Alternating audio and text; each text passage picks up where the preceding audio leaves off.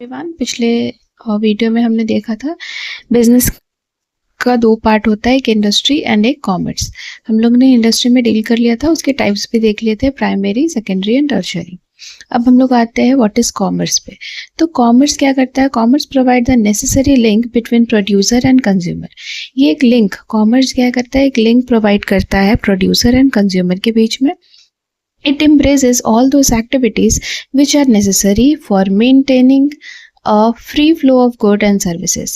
ये क्या करता है? जितने भी वैसे एक्टिविटीज, ठीक है, जो नेसेसरी हैं किस चीज़ के लिए? गुड्स और सर्विस के फ्री फ्लो के लिए, उसको इन्हेंस करता है, एम्ब्रेस करता है। Thus, all activities involving the removal of hindrances in the process of exchange are included in commerce. तो जो भी एक्टिविटी जो है in the process of exchange में जो भी hindrance आते हैं उनको जो रिमूव करता है वो सारे ही कॉमर्स में आ जाते हैं। The hindrance may be in respect of person, place, time, risk, finance, etc. और ये hindrance किसी भी फॉर्म में हो सकता है। ये जो है जैसे यहाँ पे हिंड्रेंस ऑफ पर्सन जो है वो रिमूव होता है by the trade. Hindrance of place is removed by transportation. Hindrance of time is removed by storage and warehousing. Hindrance of risk is removed by insurance. Hindrance of finance is removed by banking and hindrance of knowledge or information is removed by advertisement. तो ये हमारे main hindrance है और उसको ये remove कर रहे हैं।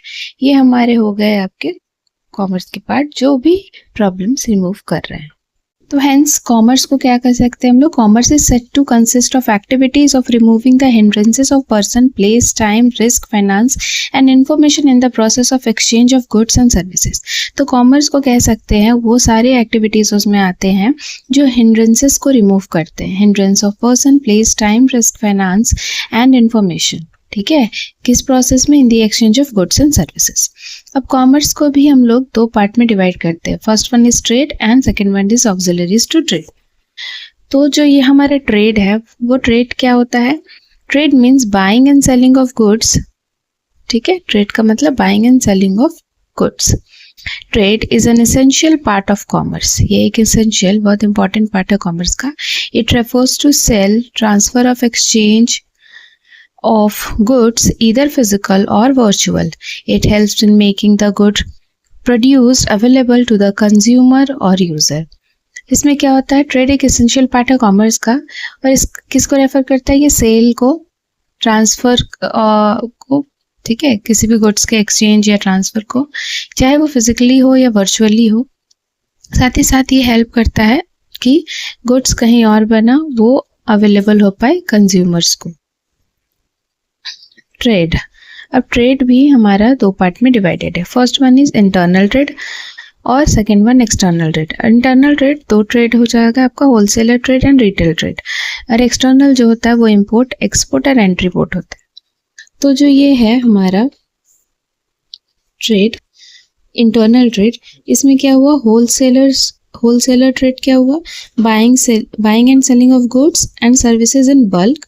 रिटेल ट्रेड क्या हुआ? Buying and selling of goods and services in small unit. और साथ ही इधर हो गया एक्सटर्नल ट्रेड में इंपोर्ट। इंपोर्ट मतलब buying goods and services from other country and export में selling goods to other country.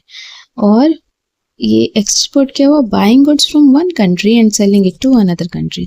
Like मान लीजिए हम इंडिया है, हमने यूएसए से कुछ मंगाया और इसको चाइना को बेच दिया, तो ये हो गया एंट्री पोर्ट, ठीक है। तो आज के लिए बस इतना ही। हम लोग नेक्स्ट वीडियो में देखेंगे what is auxiliaries to trade. Thank you.